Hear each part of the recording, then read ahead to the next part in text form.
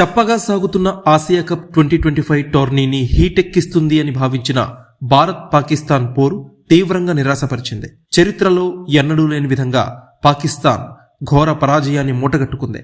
ఆదివారం పూర్తిగా ఏకపక్షంగా సాగిన మ్యాచ్లో పాకిస్తాన్ కనీస పోటీని కూడా ఇవ్వలేకపోయింది.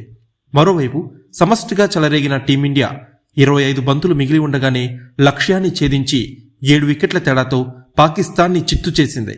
బ్యాటింగ్, బౌలింగ్, ఫీల్డింగ్లో దారుణంగా ఫెయిల్ అయిన పాకిస్తాన్ ఘోర పరాజయాన్ని మూటగట్టుకుంది.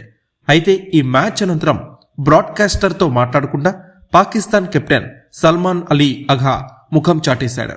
భారత్ చేతిలో ఎదురైన ఘోర పరాభవమో లేక మరే కారణమో తెలియదు కానీ బ్రాడ్కాస్టర్తో పాకిస్తాన్ కెప్టెన్ మాట్లాడలేదు. Player of the match Kuldeep యాదవ్తో పాటు భారత కెప్టెన్ సూర్యకుమార్ యాదవ్ మాట్లాడగా పాకిస్తాన్ కెప్టెన్ సల్మాన్ అలీ అఘాని మాత్రం broadcaster host Sanjay Manjrekar interview చేయలేదు.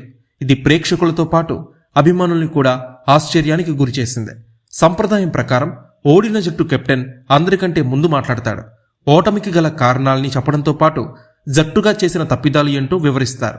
అంతేకాకుండా తదుపరి మ్యాచ్ వ్యూహాల గురించి కూడా పంచుకుంటారు. కానీ తాజా మ్యాచ్ అనంతరం మాత్రం పాకిస్తాన్ కెప్టెన్ బ్రాడ్కాస్టర్స్ కి కనిపించకుండా పోయాడు.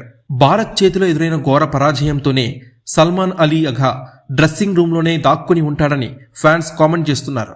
బాబర్ అజం, మహమ్మద్ రిజ్వాలని పక్కన పెట్టి మరీ సారథ్య బాధ్యతలు అప్పగిస్తే జీర్ణించుకోలేని ఓటమిని అందిస్తావా అని సల్మాన్ అలీ అఘాపై పాకిస్తాన్ నెటిజన్స్ మండిపడుతున్నారు. టాస్ గెలిచి బ్యాటింగ్ ఎంచుకోవడం సల్మాన్ అలీ అఘా కొంపముంచింది. అంతేకాకుండా బ్యాటింగ్లో అతను దారుణంగా ఫెయిల్ అయ్యాడు.